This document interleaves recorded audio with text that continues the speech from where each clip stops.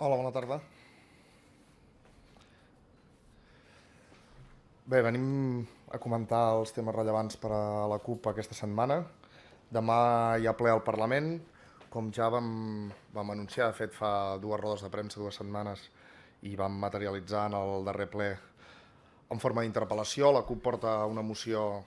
us repeteixo i us recordo que són poques les ocasions que té la CUP per portar coses al ple, donat la restricció, diguéssim, de presentació d'iniciatives que tenim, per ser el grup més petit i de forma subsegüent a la interpel·lació presentada fa 2 setmanes a l'anterior ple. En aquest ple presentem la moció que comporta aquella interpel·lació sobre la creació d'una banca pública a Catalunya. És una qüestió que ha sortit també a la premsa tot just aquests dies, perquè també Esquerra Republicana tornarà a entrar al Parlament una proposta que ja va entrar l'estiu passat, i de fet no és una idea nova, la idea genèrica de tenir una banca pública pròpia, sinó que amb anterioritat, el 1998, per exemple, ja va ser el propi Artur Mas, llavors conseller, qui es va posicionar favorablement i va interpretar que el pas lògic i conseqüent havia de ser convertir l'Institut Català de Finances en una banca pública, cosa que no ha passat. I també en aquest darrer any, en aquesta darrera legislatura, va sortir en un parell d'ocasions en el ple del Parlament la necessitat,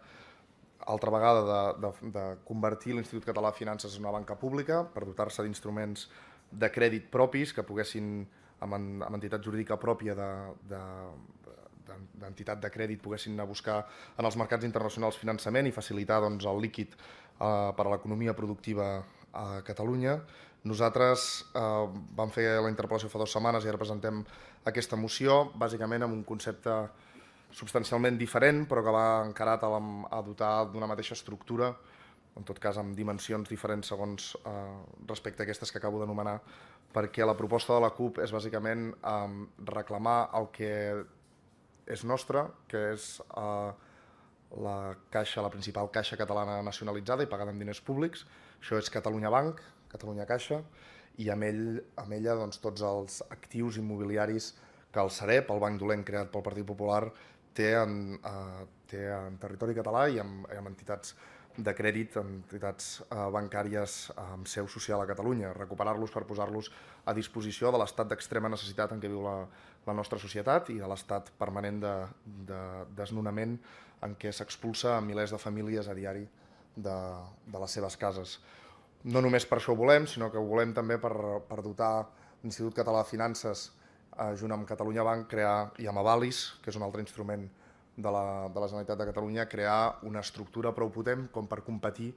i prendre mercat a la resta de bancs privats, tant pel que fa a